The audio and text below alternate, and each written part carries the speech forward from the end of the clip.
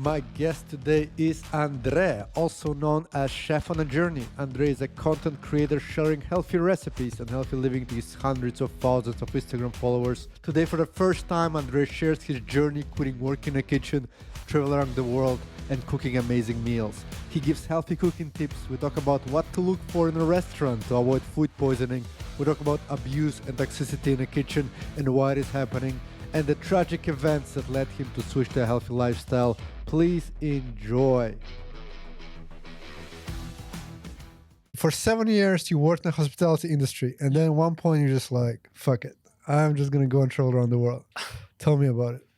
Yeah, pretty much. Sounds very crazy, but what pushed me to go into that direction was actually my girlfriend got a chart reading from a Vedic astrologer. Let's go. And I was super skeptic about it at first. Like I think everybody should be. Yeah. But then this really opened up my mind and made me reflect on my past, on my childhood, and what I wanted to do as a kid. So I said, okay, I'm just going to go full in and leave my job, and that's it. But what was reading about? What did it say?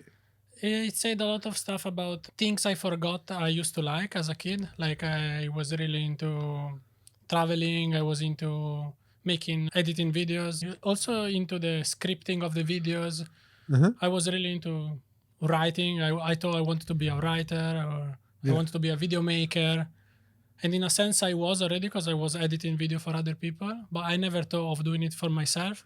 Yeah. And then when I remember that actually was a passion of mine, I said, okay, I'm just going to take the chance to do it for myself instead of for other people. And now you're combining love for cooking with video editing and sharing your stories. Yeah, pretty much. What interesting about your channel, and correct me if I'm wrong, I'm just going to speedball what attracted me, and maybe this is a market research for you, and we're going to show one of those videos right here.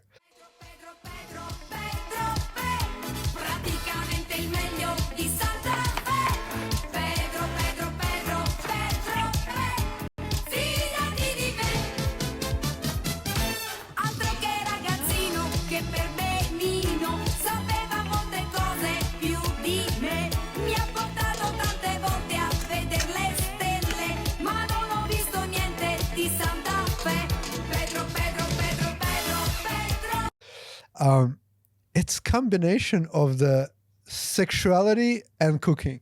So you both are hot, you have the sexual theme, and then you start cooking. And you're like, ooh, what is happening? Are they like making out and then they're cooking, and like this pattern interrupt where those two uncombined things combine together in a nice way. Is that your intention or just me making it up? No, I don't think it's my intention, but I'm very strategic in the way I approach the content. So I try to hook the people in, but then instead of giving them what they exactly expect, try to make them reflect or give something more, something healthier. But sometimes I use a strategic way to get them there. All right. We're going to talk about that as well. So you spent in the restaurants 7 years. What jobs did you do? Were you chef there? Were you sous chef? Like, what was it? I worked in different restaurants. So I started as a kitchen porter.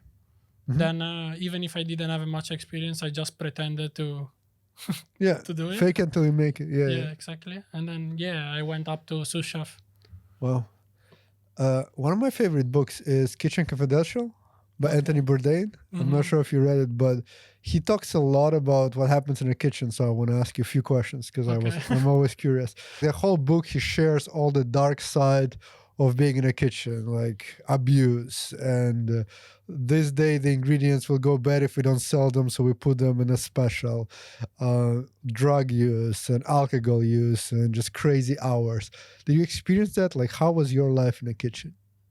I think I haven't read the book, but I've heard many things about it, and I think it reflects the reality 100%, unfortunately. Yeah. But it is like that. There's a lot of abuse, there's a lot of toxicity, and I'm glad I experienced it in first place, like in first person, because now when I go eat out, at least I know what to look out for. And what do you look out for? Let's share it with people who don't know. Like I don't know if I should say this, but like I will never get a special of the day. Yeah. Or usually I don't really trust the recommendation from the waiters because I Why think not? because they just push in the things that they want to sell. Okay. So you never ask, what would you recommend? That's like a dumb question. Yeah, if I really want to ask them, I will say, "What is your favorite dish on the menu?" Or Yeah. like, "What do you enjoy eating here?" I Okay. think it gives you more Yeah. truth answer. Yeah. Tell me more. Yeah, what else can I ask? And a special, let's say why special is not good. Because usually, I'm not saying it's bad, but it depends on the restaurant, of Yeah. course. But mainly, you do the special with the leftover ingredients that you have. Let's say Yeah. you have some sea bream that you haven't sold, so okay, we're gonna make some croquettes and sell it as a special. I think it's an amazing way to don't waste food. Yeah. Don't get me wrong, but It won't you be the freshest food. yeah, also, and also you want to trust the chef that does it. Yeah. So because there's different Okay. people, different levels, and different standards. And is there something when you walk in a restaurant, you look like some people say, if you don't like the toilet in a restaurant, don't even try eating in because kitchen will look very, very bad. Is that the thing? I think so. I don't personally look at the toilet, but as soon as I walk in a restaurant, I really look in the kitchen. I kind of lay over if there's a door. If it's open, is usually better. Yeah. But sometimes you can look through the door and check it out, and I see if it's dirty, how is the floor, how they keep in the floor of the kitchen. Yeah. But also, when you sit at the table, you can just see from the menu if it's clean, if it's tidy. There's all little signs that you can look out for Yeah. to avoid That food is crazy. poisoning or to Yeah, eat something bad. And any examples of toxicity that you experience or abuse? Like, how does that look like, and why are people so abusive in the kitchen, you think? I think everybody's so stressed, and you really have to take your. Can we swear here? No. Yeah, of course, we should. I was gonna not even swear. Like you really have to show your masculinity in a way, Yeah. because otherwise they're just gonna eat you alive. Because Really? imagine you go in the morning, it's so early, and you got lot of prep to do Yeah. for the lunch service, and the lunch is starting, and you don't have time, so it's like war. Like So you're always late. the strongest win. So Wow. you really have to Yeah. to show off. Do you think there's other way? Yeah, of course. Nowadays, I finally learned that that's super bad to do. Yeah. But I was stuck in the cycle as well, because is either you suffer it or you do it too. Like you're part of the problem at some point, and Yeah. it's a bit shameful. But And there's restaurants these days that don't do this kind of stuff. Like, because I think I saw there's a Netflix show where they go to this restaurant, they see how the restaurants are run, and some of them are very nice. I mean, maybe they pretend for the show, but some of them are like, we are a team and friendly and there's no conflict, which actually might not, like, there's two extremes, right? When we all, like, everything is, ooh, sometimes the food suffers as well. Yeah. You can't make it on time, which actually happens in Indonesia a lot. Like, you go and everything is so slow and unorganized, and you're like, sometimes we need somebody with a hard hand to come and say, please do this, please do that, and train people at least well. Do you notice it actually here? What's your opinion on service and food and how things are run here? I 100% agree with you, especially here. I've worked in places as well. They were really nice in the sense of, okay, we are all friends and we're going to all help each other, which at first felt really weird to me. Because I'm like, no, I want to prove myself. I want to prove that I'm good and I don't need any help from anybody. That's the way I learned. But here, especially, I think is on the other side of the extreme, for sure. I think people here are so happy that they generally don't care about working. So it's cool vibe to work in, but it doesn't really go well hand in hand with productivity. So there needs to be some middle in between. Do you think there's restaurants more and more emerging that treat people well and take care of them, or it's still predominantly an army base? I think everybody nowadays is more aware of mental health, and they're trying to do what they can to make it better. But at the same time, I don't even know if it's genuine, or if it's just they have to show it off so they are accepted by the community. So you decided to leave everything behind. So one day after this reading, you came to work and you say, "I'm done." Is that what happened? No, it was more kind of a slow process. So my girlfriend is a tattoo artist, and we decided to open like a private shop in Australia. So I started helping her out there, and then I was like, okay, I'm gonna help you more and get away from the kitchen and just do my own thing on the side. And then when that picked up, I started just doing my own. And your Instagram is several 100,000 followers. Is that you start growing it when you quit the restaurant? I started making videos on my page when I quit, and then after a few months, it picked up. A few months of hard work. Yeah. And what is hard work is for somebody who is a creator, like Instagram creator and a chef, I guess? For me, the most challenging was, I remember still the first time I took a video to post. It was so completely like so different from working in the kitchen, because you don't have to think that much about how the actual plate tastes, but it's more about the angles and how the light is hitting, and maybe you even cutting something and you covering the food with your hand while cutting because the camera is on the other side and then the lighting is wrong. Yeah. So it's really, that was the most challenging for me. It's like complete new different thing. Yeah. So it can taste like complete shit, but if it looks great, it will be. Pretty much. Yeah, I yeah. try not to, because I try to teach people. I want people to replicate the recipe at home. Okay. But sometimes you can see very bad dishes that they actually look good. Do you remember the video that you make that was like, yeah, now it's picking up. Now after this video, I'm like going for it. It's just getting viral, I guess. I was super confident from the beginning, because I really set an intention, and this is what I'm gonna do, and I'm very like, if I make a decision, I go for it. But I remember once I did this video of cooking the rice in the oven, and I thought that was something weird, that useful but at the same time controversial. Yeah. And that went viral, and that helped me a lot to grow as well. But that even sounds, I already want to see just by you telling me that you cook rice in the oven. How do you do it? Basically, you put it in a tray Yeah. with the right ratio of water, and you put it in the oven, covered with tin foil or with a lid. Yeah, so it's similar to the rice cooker effect, where it just... Yeah, it's like steamed, but it's not really steamed because it's for absorption. Yeah. And comes out great. And this is something we always did as staff food in the restaurant, because it's super easy. You have to cook for 20 people. So you just chuck the rice in the oven, and then it's ready. You don't have to really look at it. How do you know when it's ready? You just timing? Yeah, with the timer. It takes like 25 minutes. But worst come to worst, you can check, and if it's not ready, you close it and you put it back. Because making rice is hard for me. Yeah.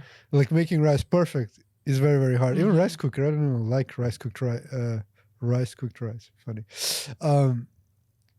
How to cook a good rice? What's the secret? Ideally, like if you ask Asian people, they all gonna tell you to wash the rice first, which is important. But for example, it's something I skipped on purpose on that video, because when we were on the kitchen making stuff food, we never washed the rice, and it still came out great. Yeah. So that's also what people really wanted to complain about, like not washing the rice. Okay.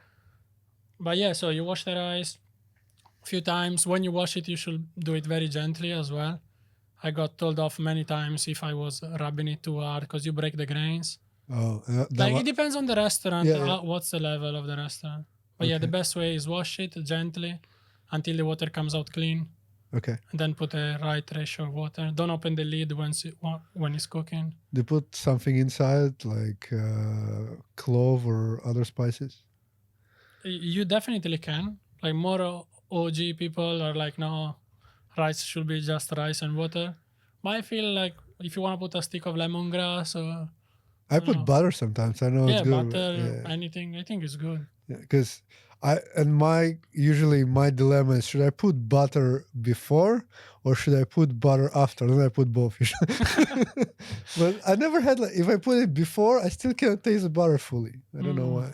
I think it depends on the purpose of, like, in my opinion, in the kitchen, there's no right or wrong. It's just you want to do something. Why are you doing that? What you're trying to achieve. So because it changes with the recipe as well. So if you want to taste the butter, I will probably add it at the end. But if you're gonna toast the rice a bit with the butter, that is gonna help the grains to stay separated. So it really depends on the goal, and there's no really right or wrong, I in my love it. opinion. Okay. So one of the misconceptions is that you need to wash the rice, and as you said, in restaurants you don't. What are some of the other things that a lot of people think it's a right thing to do, but it might not be? That's very hard for me to say. What do you think is something that you usually see people doing that you're not so sure about? Like turning a steak. Hmm. Some people say never turn a steak. Let the steak be, and then turn it once. And I'm like, why? What's the problem? Yeah. So that also is somewhat true, but not completely. So the thing is, you don't want to turn the steak because you don't want the pan to lower in temperature and then comes out steamed. So you want to make sure it has a nice crust on one side before you flip it. Yeah. But there's also some 3 Michelin star chefs who moves the steak all the time with the butter and keeps adding the butter. So it's all about like Yeah. there's different ways to achieve the same thing. Yeah. So I think for the average normal cook, it's good to keep it flat because they don't have much control over the pan, and that is gonna give them a better result. Okay. But it's not wrong to move it if you know what you're doing. Yeah. One thing that I learned is that you need to dry your meat and dry your chicken, especially when you take it out of the fridge. Like it's moist, so you need to dry it. Otherwise, the crust will never happen. That's so true. Yeah, that is something I fucked up quite a lot, especially with chicken. Like, just put it. It's already lazy. I'm like, just put it. Never works. Then it starts bubbling. The moisture starts to come up, and it will never be good. Yeah, so true. So yeah, that's It's good of you of knowing this thing. Like many people don't know. we have to. I mean, if you want to eat good, good chicken, there's only one way. If you cook yourself, you have to learn it. Otherwise, the food just doesn't taste well. But I hear you. So you said I'm gonna become an Instagram influencer or a video editor. Let's say video. How do you call it? I don't know how you call it. Creator. Content creator. Yeah, same as here actually. I am too. I want to be a content creator, and I'm gonna live as a content creator. But did you decide right away that you're gonna be a food content creator, or you were just like ready to film about anything and food just came about? To be honest, I didn't want to do this just for my ego. So I tried to reflect on it and see, okay, but what can I also bring in the world? Like I want to spread a message which is good, not just cook for the sake of it. But yeah, it started with food because I felt that was the thing that I knew better how to do. Yeah. But I'm passionate about creating any type of video, really. Like I really like filming, documenting something, and then editing it and posting it. Yeah. Because some of your videos are also really deep. Stop saying I am anxious, I am this, I am that. Every time you say that, you basically casting a spell on yourself. You are reinforcing your behavior. You are convincing yourself that you are that feeling. But you gotta understand the difference between feeling something and being something. What you are and what you're feeling. You can say, I am feeling anxious, I am feeling depressed. You are not those, you're not your feelings, you're not your thoughts. You are the one experiencing them. Be mindful of the word that you use, how you identify yourself, and the things that you say, because they do have an impact on yourself and on your mental health. So that's a very deep topic that is unusual for me to see in that standard, but it also speaks a lot about yourself. So you're branching out. Yeah, I really like to. I'm passionate about mental health. I'm passionate about helping other people because during COVID, I had people around that were suffering a lot. So I had to discover all this stuff to help them. Yeah. And now I feel like I have so much value inside me that I want to share it as much as I can. Tell me some of the things about mental health that you learned that people would find useful. Definitely don't the thing of, as you were saying, don't identify with your thoughts, don't identify with your emotions, like keep them separate from who you are and what you feel or what you're thinking, because emotions and thoughts are just an accumulation that you received from outside. It's not even you. Mm-hmm. It's like your body. this is maybe a bit yogic in philosophy. It's okay. but We're in Bali. we're in Bali, so we fit the place. Yeah. So we are just an accumulation of the food that we eat. Same way our mind is an accumulation of the environment, of the things that we consume. So our thoughts are not even ours. Yeah. So not identifying with them is definitely the first step to create distance and watch them from a different perspective and don't suffer them. So then in that regard, it's very important what you consume, right? Because if you consume a lot of stuff, then you start to think that this is you, but it's just some weird Netflix show that you've seen. Exactly. How do you deal with that? Because I mean, you're a content creator. I assume you consume content as well. How do you make sure that you stay mentally clean in that way? To be honest, I don't consume too much content because of this reason, because I started to be more aware also of the music that I listen to. So back in the days, I used to really love like gangster rap or this kind of music. And then one day I was like, whoa, what am I even singing when I'm with myself? It's not really elevating me. So I try to always be mindful. I don't watch much Netflix or movies. I'm sometimes when I speak with people, I don't even have something to say because I haven't watched that show. Yeah. But I try to be very mindful of the things that I consume. Perfect. Yeah. Same here. I don't follow anybody on Instagram. Your thing came to my feed. I don't know how, but usually I don't consume a lot of things. And I stopped watching news about 5 years ago, just intentionally, because if I cannot, if you cannot change things, like why would you keep your mind busy? Because I would just get so upset about things happening somewhere in Albania that they don't have something, and I'm like, I've never been to Albania. What? Like, there's nothing I can do about Albania right now that will change anything in my life. Like, why am I so concerned? But you are just like you're going crazy about stuff that doesn't matter. I mean, it does matter, but it doesn't change your life. Yeah. It's crazy.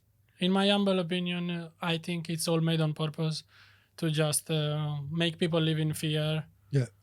And I didn't have a TV maybe in 10 years, maybe longer. And I really try to don't watch any news. But this is interesting. I talked to a few content creators and they say the same thing. So to me, the pattern that I see, there are people who create and there are people who consume. And you would think people who consume are also people who create, but this is a completely different group of people. And I try to create more than I consume. Because if I have something to say, I just put it out. But it doesn't have to, I don't have to see what other people tell. To me, it's important what I, like if I want to talk to somebody, I sit down with them, I create content around it, and then we push that content. And this is like a co-creation instead of me consuming just somebody's content. And I think more and more people should do that. Just create more than you consume. For sure. And in my opinion, not even just like it doesn't have to be on Instagram. You could be creative in any way. You can create music, you can create art, you can paint, you can just sing, whatever you do. Sing, run, like anything really that express yourself is much better than consuming it from the outside. For sure. Yeah. Okay. We're going to keep jumping all around, but I love talking about food. So that's good. Yeah. Who are some of your favorite chefs who you follow or inspired by? The first chef that came to my mind is René Redzepi. Okay. Which is the chef of Noma in Copenhagen. Yeah. It was one of the best restaurants in the world for quite a few years. Yeah. And I really love his approach of cooking. He really brings back the foraging into the fine dining restaurants. Christian Pugliese, it's another one in Copenhagen I really liked. He had this restaurant which the name was Relais, and it was the first organic green restaurant certified with Michelin stars. And I really like his approach of cooking, the way he teaches you how to cook. I read his book. I learned heaps, maybe more from his book than from other people I worked with. Wow. Yeah, I don't know the second one, but the first one I definitely followed before. What are some of the things, talking about learning, people are watching, and some of them are like, I have no idea how to cook. So what are some of the basic things you think everybody need to learn to be able to cook at least decently? I think if you learn maybe 4 or 5 cooking techniques, then you can use these to cook anything. Like if you learn the basic, that is gonna help you to cook whatever you want to cook. Like if you learn how to use a pan, like frying pan. Yeah. If you learn how to steam something, boil, like blanching, Yeah. that already is gonna help you to, like, you can pretty much cook anything like that. When you say how to use a pan, to me that's like putting things on a pan and turning it around a few times. Is there more to that? I didn't communicate it well enough. Yeah.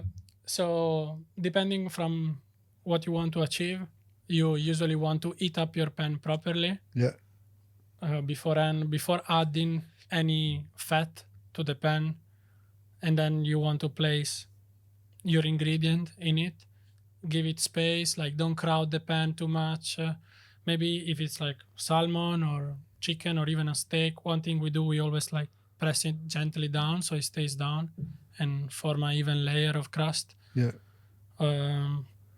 It doesn't require any crazy skill, but if you know a few little things that, sometimes one mistake I see often people do, they add tons of mushrooms or tons of vegetables in a pan, and then the pan is so crowded that the temperature drops down and it creates steam because it's all crowded, so the steam can't escape. Yeah. And then becomes very soggy and that's a not good appealing. tip. That's a good tip. Yeah, don't overcrowd the pan. That's one of the main in general things. in life, just don't overcrowd anything. Yeah. give some space. Give some space. Beautiful. What about type of the pan? A non-stick pan, cast iron pan? What is your choice? Or what is your choice, and would be the choice for somebody who's just starting out? I think the best is cast iron, and it's the best for anybody. But you have to treat it though. Yeah, but what else they could use?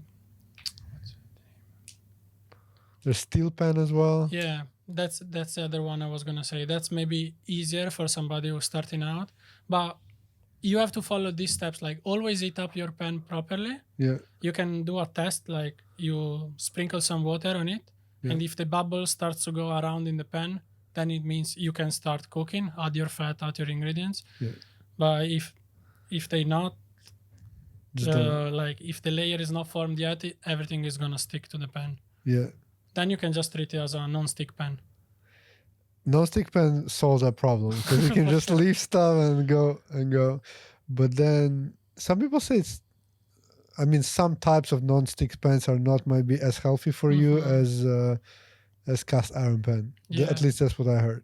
I agree with that. I think the layer underneath the non-stick, it's very toxic. So if you treat your non-stick pan and it's a good quality one with respect, like use a Marisa spatula, plastic one, to flip your food, I think you're fine. But if you start flipping stuff with a fork or with a spoon and you scratch it, that's in my opinion, I will not do that. Okay. I should throw some non-stick pans when I come home today. Yeah. They all look pretty bad. If you're at home and you're like, I just need to cook something healthy but quick, what would that be?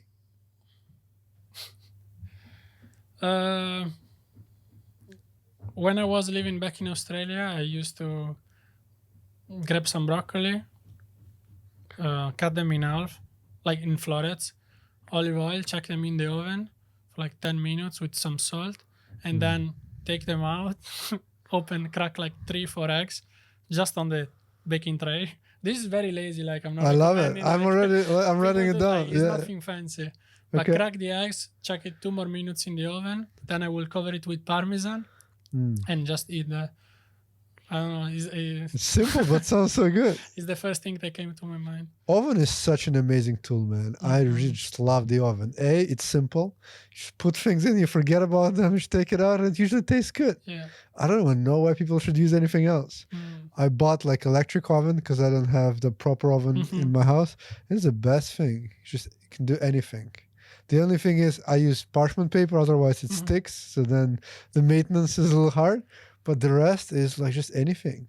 Protein, put steak in there, anything. Yeah, that works. Yeah, it works so well. And it retains the juices well most of the time. I mean, you need to let it rest, which is another thing people don't do because they're too hungry. Don't stop cooking too hungry. That's the biggest problem. If you're too hungry, you'll fuck it up. Patience is one of the main key when cooking. Yeah. How do you know when things are ready? Like, let's say steak. How do you check? By touching. You just know by touch. Yeah. How soft or how hard it is. Yeah. If it's too hard, it's probably overcooked. If it's too soft, it's probably raw. You don't put like a thermometer in? Not me, but some people do. Yes, you can do that as well. Okay. So you put broccoli, and then you put on top of the broccoli, you put an egg, and it's like an... just in between, kind of. No, not in between. Yeah, but first you cook the broccoli, because those take like 10, 12 minutes to cook at 220. Or actually, I was blasting at 250. Wow. So they char a little bit. Yeah. For 10 minutes, then you take it out, crack the eggs. Yeah. Put it in for 2-3 more minutes, and then Parmesan. But... Oof. Yeah, just when I couldn't be bothered, because cooking for everyone else always, and sometimes you neglect cooking for yourself. Yeah, like you can't be bothered to cook for yourself. But what is like your favorite dish when you have time and you're like, I'm just gonna do it? I love to cook fried rice for my friends. That's something I do often. Wow, it's very, very Balinese of you. Yeah, I like because you use leftovers ingredients for the most of the time, so you don't waste, and you can just use whatever you have in the fridge, and it will come out good. Nice. What are some of the other things people can cook at home, which like simple and they can start, but also healthy? One very easy thing I think people could do, if you roast vegetables in the oven, like let's say you grab a pumpkin, you can roast it in the oven, and then you can blitz it with a bit of mineral water or stock if you have it, and you already have a pumpkin soup. Super easy, and it tastes much better than the store-bought one or the one that you make in the pan, because you have different layers. I love pumpkin soup. I was in this Vipassana retreat where they give you vegetarian food all day long, and the pumpkin soup every day was like my favorite. You're so tired from meditation, you go and they give you pumpkin soup, you're like, yes. That's nice. And you can add spices up as well, so it doesn't need to be plain. Yeah, it's very simple, but people don't do it. Speaking about that, there's another misconception that healthy food is expensive. If you ask anybody, like, no, healthy food is too expensive. Is it too expensive? Eating healthy? I think it's about what you prioritize with your life. Like, it might cost a bit more to buy organic or to cook like at home and not eat fast food. Yeah. But at the end of the day, like, but depends what you want to spend your money on. If you rather drink alcohol and go party, you spend a lot of money. You don't even consider how expensive that is. Yeah. But with food, like, we think, oh no, I can save that up. Two less beers and you get a pumpkin soup. I almost stopped drinking. Almost. Yeah? Yeah. Why? Because it's just bad for you. Yeah. I don't drink. I stopped drinking 5 years ago. Okay. Yeah, because, I mean, you can cook. I'm not saying even organic is like a level up. There's a level to healthy food. If you eat just bullshit from the microwave, just eating a non-organic pumpkin soup is very, very healthy. Yeah. So, and it doesn't cost much. I mean... Yeah, there's different levels. So I wasn't even considering the microwave, the pre-made meals. To be honest, I'm not fan of pre-made stuff or processed food at all. Personally, I don't consider that food. Same. Though I eat pasta because my kids love pasta, and it's sometimes I come home and we need to cook in like 30 minutes something quick. I'm like, I only have pasta and canned tuna, for example, or pasta and some chicken wings. Chicken wings in the oven, pasta, and this is done. Some cheese on it. But sometimes I feel like I'm just being lazy. I'm giving my kids pasta that I know I shouldn't be giving because it's too much carbs and it's not very good. And then I feel bad. So there are probably better ways to do it. Yeah, I think like always, balance is key. So it's good that you're aware. That's the first step to make changes. But yeah, sometimes I think it's better to eat a plate of pasta and chicken wings than to go to McDonald's. Oh, 100%. 100%. So I'm down for that. 100%. And it's all in moderation. And so, like, the only thing I don't want to then get used to that the only dinner is pasta. Because when I used to come home, my mom would cook me French fries and chicken. Home French fries, which is better, but still terrible, still terrible. And I would eat that for like, and then I had issue with my stomach. She's like, strange. I'm like, no, it's not. You eat French fries. I mean, I really wanted to do it, which was, and she, as a parent, should have not given it to me, but I got used to it. And now it's like my dish. If I would have like a last meal, I would have this French fries and the chicken. So I don't want my kids to get used to that and say, daddy cooks pasta all the time. I mean, I cheat sometimes and I add some broccoli inside, and then there's pasta broccoli with broccoli. It's like broccoli pasta, which is better. But and with kids, they just say no. It's funny. We went with my son to Latin restaurant. Like at night, we need to eat fast, and there was nothing he would usually eat. And we got arepas, which is you know what it is? It's just like corn patties, and inside of them was jackfruit. And he looked at me and he's like, "This is not what I usually eat, but I'll try it." Did you like it? Yeah, I love it. It's a really good place in Ubud. I'll show you the link, called Casa Corandera. Really nice. They do really good food. But it's interesting. Like having kids changes everything. You need to be more aware of like what do you eat, how do you eat, and then for you is that again, if 200, 300,000 people watching what you do, it's a big responsibility for you to teach them the healthy way. That's what I feel as well. That's why I didn't want to do purely like to show off or to impress. Yeah, I could cook this crazy sauce with the steak and everything, but I feel like maybe if I can teach you something that you can benefit from, at least I have a positive impact. For sure. On people's life.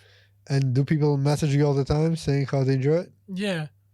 Actually, yeah. Some people also text me like with pictures of their kids, like, "Yeah, we cook this." That makes me so happy. Like, yeah, because you're making a huge impact just by doing that. Because you're serving in a way that is funny but also educational, which is the best way to change people. That's how I at least see it. I need to start cooking what you're doing there. I'm enjoying watching it. It inspires me to expand my my cooking from pasta and chicken wings to something more. At least you're cooking for them. You're not just ordering takeaway. So yeah, I think you're on the right. You're doing the right thing. No, most of the time we cook pretty healthy foods and good foods, but sometimes it's just time. Excuses of time, which is not really an excuse. The other thing that is interesting to me is your girlfriend is in a lot of those videos, and you guys been together since you were 15 and 13 years old, which is crazy. So it's been a long time. Yeah. How did this relationship evolve? Because you went from this to working in a kitchen to now traveling around the world. How did it evolve? We had some breaks in between, but yeah, it's been more than 10 years. And I guess we just grew together and we learned from each other, and we've been always traveling together. So we really, when you do something with your friends and you really bond with them. So having all these new experiences with her really made us closer. And yeah, we went from being super young and not really being aware of anything at all around us. Yeah. To finally growing up and understanding what really life is, rather than just drinking your problems away or stuff like that. So from what I listened and watched in your YouTube channel and on your Instagram, you show how you are transforming. You used to smoke weed every day, then you gave up smoking weed. Why did all those changes start happening? What was the underlying catalyst for that? I think the turning point was when I was in Barcelona after school. I moved to Barcelona when I finished high school, and we were having. I was skateboarder, so we will go out every night, and I was in a really bad cycle, like not even of friends. Like the people were actually nice, but it's just wrong environment, not healthy at all. So I found myself one day throwing blood, Wow. like at 5 a.m., throwing blood like in the sink after a night out, and I got super scared. And it was like a slap in my face. Like, okay, you cannot keep doing what you're doing. It's definitely wrong. Why was you throwing blood? Did you figure out what was that? Did you drink I too think much? I had an internal ulcer. Wow. Mm, So that's from drinking and partying. yeah. Wow. And how did that change your life? From that point, I started thinking, like being more aware. Okay, what I'm doing, I cannot just push my body regardless because I'm not aware of what I'm doing. Yeah. And slowly, I started. It was like 1% every day Yeah. to try to improve something, and you learn, and the more you learn, the more curious you are. So for me, it was really a journey of personal development, we can say. Yeah. When you're on that path, then it's impossible to stop because you're like you face it, and then you cannot look away anymore. Yeah. So you stopped drinking, like you decreased drinking after that? Decreasing, but I was still drinking, but just being more aware and like, okay, maybe it's important also what food I ingest. Yeah. Maybe, I cannot drink every day 1 bottle of whiskey by myself. Yeah. So slowly, it took One like but 15 yeah, years, yeah, but yeah. It's okay. Takes time. better than never. And why did you decide to stop smoking weed? Because as I was saying now, like it's about, for me, always improving and elevating a little bit. Yeah. So I'm like, okay, what's the next thing? I know I have to drop, but I'm not dropping yet. Mm-hmm. And that was weed because I was definitely addicted to it. Yeah. I've been smoking a lot, and it doesn't help you really. No. You're just running away from your problems. Yeah, it's just like sedative mechanism. Yeah. It's like if the news makes you scared, then the alcohol and the weed makes you submissive and just soggy and like, okay, this guy is not gonna change the world because he's just drunk here in the corner. It's okay. It's gonna be fine. So it's like also kind of a control for sure mechanism. Yeah. 100%. Wow. So what else did you change? What are some of the routines you do that make you being healthy and fit? I try to really be mindful of the food that I eat. Yeah. The content that I consume. So also in movies, Netflix, I don't really watch much of that. Perfect. The music that I hear, I know it sounds very Bali, and like now we're in Bali, so they're gonna be like, what is this guy doing? Yeah. But like, I don't like to listen to music too much. Sometimes I listen to frequencies or podcasts or I am affirmations. Yeah. Stuff like this. Nice. At least I feel that the thing that I put inside my brain is gonna help the me of the future. Beautiful. So what is your diet then? I try to eat low carbs. Okay. And lots of veggies, and I eat everything, meat or fish. But I try to check the quality of what I eat. Like if I eat meat, maybe I go to grass-fed and somewhere with no antibiotic, or I try to buy organic vegetables. Or don't use seed oil, no sugar. I really don't eat much sugar. Yeah, I heard about seed oil. There's a lot of this pushback for seed oil. Why is seed oil not good? Because I believe they were made to lubricate engines, not to give to people. Yeah. So there was I don't know if this is conspiracy theory or what, but there was a big production of, I think it was rapeseed oil or canola oil during the World War II. And then there was so much leftovers that they didn't know what to do with it because they were lubricating the engines of the ships, Yeah. I think from Canada. And so they had this huge stock Yeah. of leftovers, and they marketed in a way, okay, what can we do with it? We're just going to say it's good for cooking. Yeah. And it's so embedded into people's mind that they think it's the best oil for frying. Like if you ask my nonna, like she's going to tell you off if you fry something with olive oil rather than rapeseed oil. Mhm. And yeah, they are washed up, bleached out. There's a whole chemical process to it. Yeah.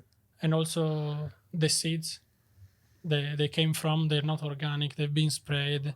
And to extract the oil, you need so many seeds. They say, okay, if I eat a sunflower seed, it's probably good for you, right? If you eat a dozen of sunflower seeds. But in 1 tablespoon of sunflower oil, there's so many sunflower seeds. So you ingest like a toxic amount Yeah. of it. That's more of the scientific reason. But So which oils do you cook with? I like coconut oil, Okay. olive oil raw, and avocado oil as well. I try to just give my body the best that I can find. Of course, traveling especially, you cannot do that all the time. You have to compromise. But if you're aware, it's already a step forward in the right direction. You don't eat like cakes, cookies. Not really. No. Okay. Yeah. Like maybe if I'm a birthday and I can have a slice of cake or I can have a chocolate mousse. Yeah. I can have dessert, but I don't like buy the cake from the supermarket or I don't get a milkshake at McDonald's. I try to make it myself or to. In Bali is full of places they have healthier sweets options like using dates or Yeah. maybe honey, maple syrup. So you can make a pretty good cake that is healthy-ish. Yeah. I wouldn't still eat that maybe like every day, twice a day, Yeah. but definitely, yeah. What about fruits? I like fruits. So sugar and fruits are fine. From my understanding, sugars in fruit is fine because there's a lot of fibers. There's a Yeah. lot of information in the fruit. So when you eat it, it's not like you eating a teaspoon of sugar Yeah. because there's a lot of other stuff with it. So I think sugar is fruits is great. I will buy the best quality of fruit that you can buy.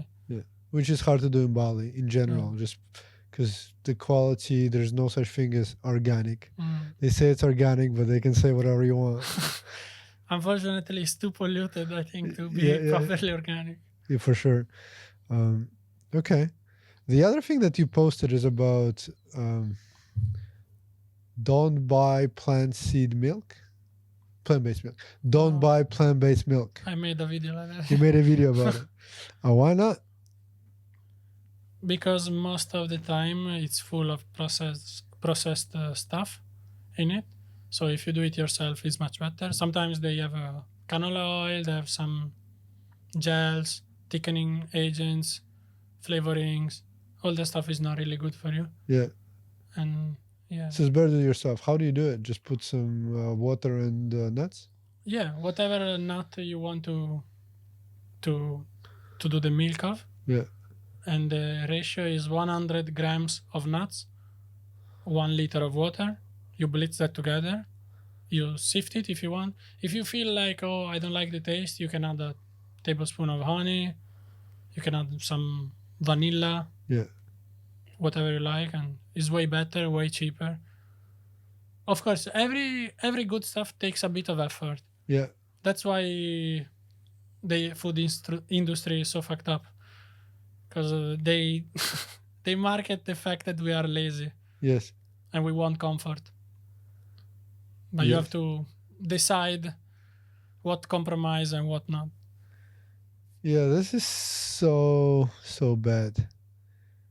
Because, just people don't want to do any work. They're like, I already worked 8 hours a day. Now I need to go home and cook some stuff. I'll just take this plant-based milk and I just put it in my jar. I don't want to blend anything. I guess it's more expensive too, way more expensive. Yeah, I think they all doing it for the right reasons, like because they trying to do a conscious choice and eat something healthier as well. Maybe don't have too much dairy or whatever their reason. But sometimes the intention is not always enough. For sure, yeah. So it needs to be. You need to plan for it. You need to like. I'm just committing to make these healthy choices, and then if I eat some steak and it's not organic because I can't find it, it's okay. Yeah. But I'll do my best to seek out organic steak. Yeah. For me, yeah. Yeah. What do you think about the meat in general? There's a lot of pushback of like meat industry and people eating like bunch of like steaks are not good. They're full of hormones and stuff. And even organic ones, you still mistreat animals. What is your whole view on this? I have a bit of mixed feeling about all this, in the sense that definitely the big food industry and meat industry is awful, and I don't support any of that. But at the same time, I can see benefits from eating meat for certain people, and also on the level of activity they do. Because maybe this is something I actually had to face as well. Because I feel if you just meditate every day, you're fine eating just vegan food in the temple. But when you start exercising a lot, or maybe you have a very busy lifestyle, then it's very hard to have a healthy diet just by consuming vegan food. And so, yeah, I don't support any violence or abuse of animals. And I understand also organic, antibiotic free animals, they also get killed and they don't like it. Yeah. And for some people, this is bad karma, and you eat the trauma and the emotions of the animal that is suffering. So I understand that, but at the same time, it's where am I gonna compromise on my health or on my karma? Yeah. Or on the animals? Like if you manage to do a very healthy diet, vegan, and you can avoid eating meat, why not? But I think people shouldn't be too hard on with themselves just for fear of what other people will think. For Because sure. that's something I experienced myself. Okay. Yeah, I agree. I used to be vegan for a few months, and then I'm like, just don't know, something I really, really want to eat meat. Like it's like I'm getting depressed just by not eating meat. And then I went back and started eating meat. I still feel the way that animals are treated as terrible. Here is like you can see how the chickens are in cages, and I don't even want to eat chicken Yeah, noodles. yeah, like yeah. it's so so bad. mm, So there needs to be. I mean, some people say if you want to eat your own meat, go kill the animal and eat it. I think that is also an extreme, but that sits all right with me. Not that I want to do it, but if I had to, if I'm like, if we had to choose and like this is the only way, I'll probably be the one who would. But yeah, I eat less, way less meat these days. Apart from my chicken wing stories. love chicken wings. Yeah, chicken wings are the best. The best. A buffalo chicken wings. You're going to Toronto. I'll hook you up with a place that has the best chicken wings in the world. And I'm just dreaming about the chicken wings. I made a buffalo sauce myself, and I do it at home sometimes. It's a little tricky because I need to fry them. This is their trick. And when you fry them, they're very, very crispy. You cannot do it in an oven. It just doesn't work that way. So you need to fry them at the end when it's like fucking. Your guilty pleasure. My guilty pleasure. Everybody needs to have a guilty pleasure. What's your guilty pleasure? I don't know, because I really fight with all my forces to don't give myself pleasure. I don't know. Why not? Pleasure is good. In a way, Tell I think me. if you are fully alive, you don't need pleasure. Like when you feel that burst of aliveness Yeah. from within, you don't really seek out for pleasure. Okay. But sometimes, yeah, I love eating some chocolate. So like some pleasure dark is a chocolate. weakness. We would say. You would say. Not a weakness, just a way to cope. Okay. In my opinion, I'm not saying I'm perfect or I No don't look judgment for here. it. No judgment here. But yeah, I think when you're very happy, you don't even look for pleasure. Like you're content with whatever you have at that moment. But what do you do to be happy? I don't have to do anything to be happy. All right. I love it. I just But there are days when you're like, oh, I need to film. There are days when you need to film and you're like, I just don't feel like doing it. I'm so tired. I think when you are not connected with your real self, with the wholeness of the universe, that's when you're not happy. When you get too much in your head, when you think about your problems too much, and you lose a bit of perception of what's real and what's just your mental, psychological reality, that's when you're not happy. But when you're in tune with yourself, that's just pure joy, in my opinion. So sometimes I experience depression or sadness, all these sort of emotions, but then I try to, I tell myself, okay, but am I in tune with myself, or I'm just thinking about the future or about the past? Or Do you meditate? yeah. What kind of meditation do you do? One thing I really like to do is I do some breath work, Yeah. and then once I'm there, I either listen to some like either I chant a mantra, or I simply try to let go of anything, or I focus on my breath. And you do it every day? Not every day, no. Yeah. But in my opinion, meditation is not really like a thing for me. Like it's more of a quality. So you can do anything in a meditative state. Yeah. Let's say even cooking. If you are really focused, even when you're cooking your meat and you nap with the butter and you see all the bubbles and you're really focused in that moment, Yeah. that's meditation to me. When I used to go skateboarding and you really have to focus on the board, like 360 flip and the landing, that's like meditation. So you can even wash dishes, Yeah. watch the water go down the sink, be in the moment. That's meditation to me. And that's why people, when they do sports, especially like extreme sports, they feel so good. Yeah, Because this is for them the way to turn off their thoughts. Because if exactly. you don't, you're going to either die or get harmed. Mhm. Interesting. So you don't need any pleasures. Are we talking just about food, or you don't need pleasures Probably at all? food is my. Okay. Okay. Yeah. No, I know that I don't need them, but I'm not saying I never seek for them. Yeah. And when you seek for them, do you have like a self thought when you're like, no, I'm just seeking for it, I don't need it, or you just like eating the cake? No, it depends on what it is. Yeah. Sometimes I allow myself to, treat myself. Sometimes I think we are here in this world to experience life, and that's also part of life. Yeah. Because you travel a lot. Like the other thing is, if you stay in one place, you'll be like, yeah. But when I travel, I'm like, I just want to try the local cuisine. I want to Of try what course. it's all about. And then you find a nice place you like to eat. And then sometimes when I travel, I have a really planned routine. I walk, I meditate, I run, I do a lot of sports every day. Then I go travel and it all goes to shit. I'm like, let's go. It's so hard. Yeah. I struggle a lot with that as well. And what do you do? Like when you're in a new place, how do you get back to your happy place where you don't need your pleasures? I really try to find a gym as soon as I go somewhere, because if you wait for a couple of days, you're too gonna late, get yeah. sucked into the cycle, and it's very hard. So even just I think if you start with a good one choice, then everything else is gonna follow. Yeah. But when you do the first choice wrong, then it's the same thing, but Yeah. in the wrong direction. So yeah, the first thing for me is try to book a place near to a gym or find a gym straight away. So I work out, and once I work out, I want to eat something good because I did already something good for myself.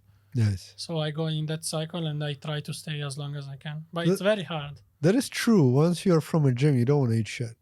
It's like, I really want to eat clean now because I feel so good. I feel so pure. I need to put something healthy. You start consciously thinking, making better choices. And all this effort I just made, I don't want to put it in the bin. And then when you ate shit, then the food starts to sort of pull you down. And then the whole day goes making wrong choices. One wrong choice, you just like trickles down for your whole day and sometimes months or weeks. So true. Yeah. Interesting. This is very, very interesting. The one thing I want to talk about is content creation because, well, you're an expert these days of content creation for sure. So what are some of the tips? Let's put it this way. If you start today, 0 followers, I think I think, changed quite a bit since you started until now. It's like a different game. What would you focus on for somebody who's just starting out? For me, I would say the first thing I will focus, and this I think didn't change or should never change, it's focus on what's your goal, what's your end goal, and why you are doing this. Because it's a very dark industry in a way, because you really put all yourself out and you have to be ready for the judgment of other people, and people over the internet can spread hate very easily. Yeah. So if you're not ready and if you don't have a real intention, I think you're gonna suffer it a lot. So the first thing I will do is just, okay, I have this goal, I want to, whatever you want to do. What was your goal? My first goal was to hit 10,000 followers. Okay. And then I was like, okay, but now I need a why. Yeah. Like why I want to do it. I want to do it for myself or to help other people, to serve. Yeah. And since I wasn't doing it just for myself, when also the hate came, was much easier for me to deal with. But imagine if I wasn't ready, like if my why wasn't strong enough, would have been so hard because people just say whatever they want on the internet. I know that from a first hand. We'll have a bunch of comments for this video as well. So you need thick skin. Yeah. And you read comments as well? Yeah. I read comments and I try to always reply with love. Okay. Like I say thanks or oh, I hope you feel better soon. Even when people is just giving me hate. Yeah. I feel that's a good way, in my opinion, to flip the narrative. For sure. Because they don't expect love in return when they just insulting you. Yeah. And also it doesn't affect my internal state because I'm not engaging with that emotion. Yeah. I really feel sorry about these people. Like, what needs to happen for your life that you stop on somebody's video if you don't like it? You just scroll. You don't have to do anything these days. It's not like there's only your channel, a billion of channels. You watch something, you don't like something, and then you go and then you spend your time and energy clicking on a keyboard to say something bad. Like, why? Just fucking leave it alone. Yeah. I never understood that. I never had a dislike. I don't think I ever put a dislike on any of the videos or put. Can you put dislikes? On YouTube, yes. Oh, yeah. We have a bunch of sometimes we have controversial topics. There'll be a bunch of dislikes here. And I'm like, why would somebody put dislike or like a bad comment? Especially on like Reels on YouTube, let's say. You have to look at the video, then you have to click on a button, click on another button instead of just scrolling up. That's all you have to do. Yeah. I think they suffering in some way and they have to take it on other people. Yeah, but if you guys suffering and if you need to take it out, please put the comments. Do whatever you want. We love if comments. It makes you feel better, let's go. Like and subscribe and put some bad comments. Okay, so dark industry, a thick skin, have a goal. And a why. And a why. Because the goal, everybody would tell you, like, my goal is to get like 50 million, 100 billion followers today. But why? Yeah.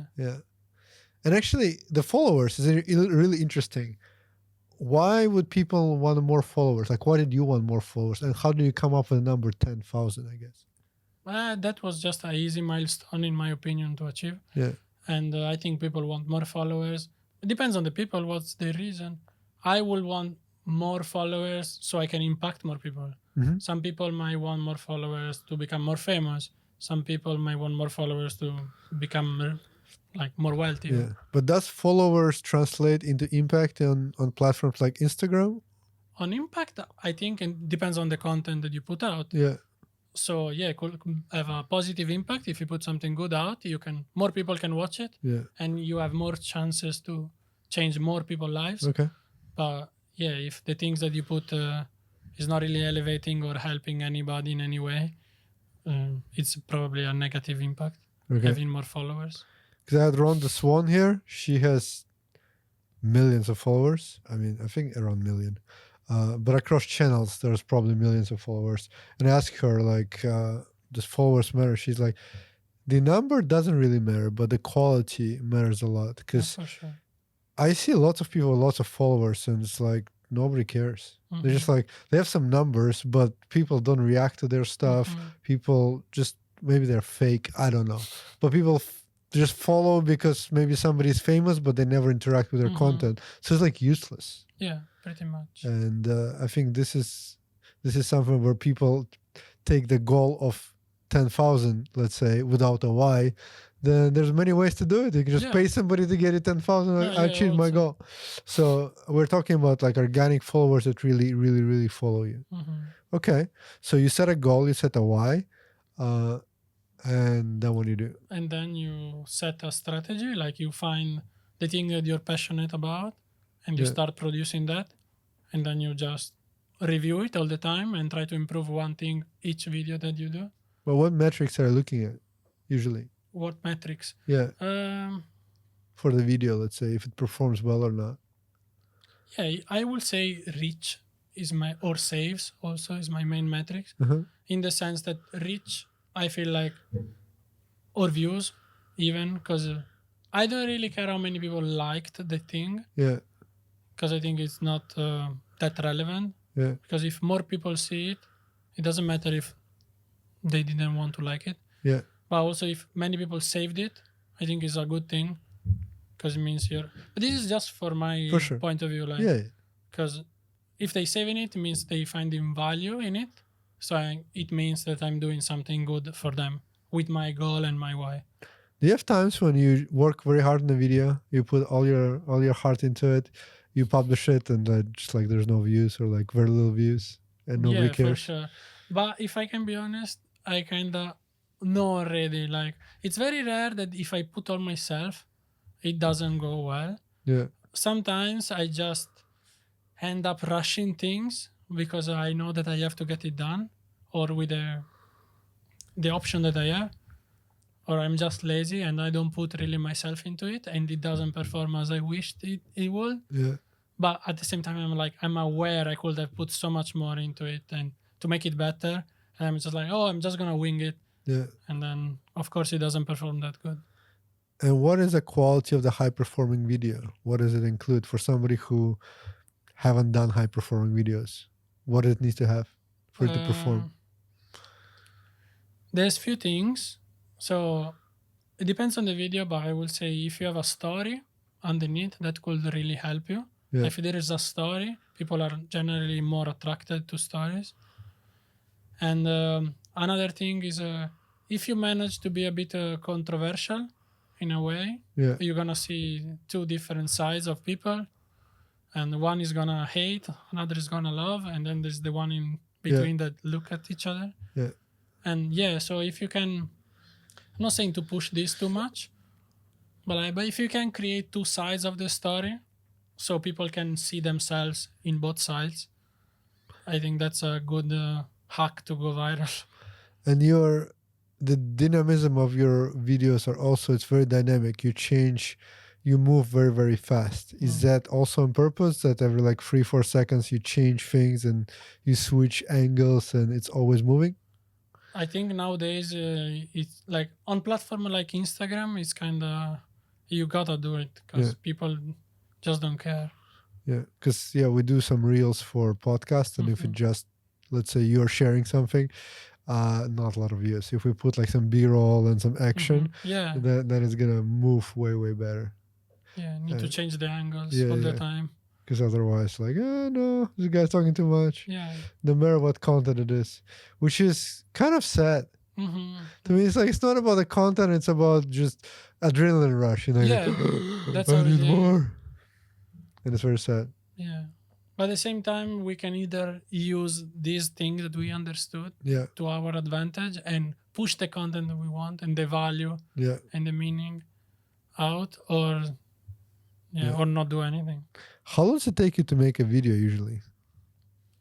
It depends. A good video, I'd say it takes me 2 hours to film.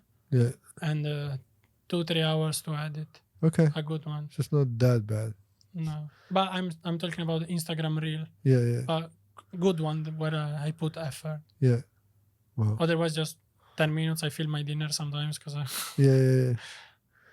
And do you do anything else apart from just Instagram? Like, is there any other things you do now? You mean in life or like work related? Work related. I edit video for Oh, you did it for other people as yeah, well. Amazing. so I like doing that. And this is half and half work related. I just finished a yoga teacher training. All right. here in Welcome to Bali. Yeah, exactly. But I don't know if I'm ever gonna teach, but it Why could not? be work related. Yeah. I don't know. I really like the breathwork pranayama side Yeah. of yoga, so I might go more into that. Yeah. So Even with my videos. Maybe. are you going away from cooking, or you still cooking is your number one thing? Because the main theme of your channel, Chef on Journey, is cooking, right? Yeah. I think it's food more than cooking. Like it started really about cooking, Yeah. but now I think it's going more into food and mental health. So I think it's evolving, and I don't know where it's gonna end up. What's the difference between cooking and food? Before was mainly things that I cooked. Yeah. While now I try also to show food from different cultures or restaurants. Yeah. Sometimes we go to eat in like 3 Michelin star restaurants, sometimes to the local Varung. Yeah. Because I try to, I don't know. I'm trying just to document whatever I do, really. Like Beautiful. it started as okay, what content I'm gonna do, and Yeah. now it's more like okay, this is my life. I'm gonna film this and put it out. Amazing. I love it. What is the difference between 3 Michelin star restaurant and local Varung? Which one do you like more, and how do you feel about it? This is a controversial question. I know. We're you getting. get in your clip. You should. Yeah. If I have to be honest, I like 3 Michelin stars better, but not all of them. Yeah. Like, but most of them are really, really good. Yeah. And I like the high quality of the ingredients, the flavors. This is, we could say is a pleasure as well. It's one of my pleasures to eat very well balanced, complex food. Yeah. Because it really gives me that adrenaline rush to my mouth. Yeah. Because when you eat out a lot and you cook a lot, you're hard man to please. Yeah. So it's when you go to those restaurants, you're like, okay, that really surprised me. While when you eat most of the time out, it's very hard to get surprised for me. Which one is your favorite? 3 Michelin star restaurant. Yeah. I really like the Arpège in Paris. Okay. I like French food, man. This is my weak pleasure. Okay. His name, the chef, is Alain Passard, and he's a crazy guy. He went super controversial because he was the first 3 Michelin star chef to take out meat from his menu. Wow. But this back in the, I think, 90s or something like that. And in France. So that was like, oh my God, what is he even doing? Yeah. So it was mainly vegetables at the center of the plate. Like he still had a little bit of meat sometimes, but as a side thing. You know, you have the asparagus, maybe is the main component of the dish, and just like a slice of steak on the side. Yeah. So really flipped the narrative, and he still maintained the 3 Michelin stars. But now he reintroduced meat as well. Wow. But it's very inspiring. It's the best food I've ever eaten. Wow. Okay. In Bali, what is your favorite place to eat in Bali? Since we're in Bali. I know this one. Varun Kelapa. Varun Kelapa. Yeah, it's near Tanalot Temple. Everybody who's in Bali and is watching this video should go there. It's the best Balinese food, in my opinion, that I tried yet. Yeah. And the guy is a legend. Ex-pro surfer, cooking in the Varung, the recipes from his grandmother. Yeah. Big up Ray. We became friends actually after. Amazing. Like kept going there. We became good friends, and I love their food. And shout out to Varun Kelapa. I haven't been there. Where is there? It's near Tanalot Temple. What's the name of that area? I don't know how to pronounce it. Okay, we'll leave a link. Yeah. We'll advertise Varun Kelapa. Yeah, and it's very like healthy. It doesn't use any seed oil, no sugar. Okay. They have a garden. They harvest the things for the juices there. It's very nice. Wow. Amazing, man. I'm really inspired by you. I really love what you're doing, that you're pushing healthy food and healthy body to people. And not a lot of people use a platform as big as yours to do the cool stuff. So thank you for that. Thank you so much. It means a lot. That's the best compliment you could have I given me. mean, I'm a big fan, so please follow him. Chef on Journey. We're gonna put everything in the description, so you guys can check it out. If you have hate, put hate. If you put love, we love love as well. It's all good. Yeah, it's all good. And we'll talk to you soon again. Bye bye.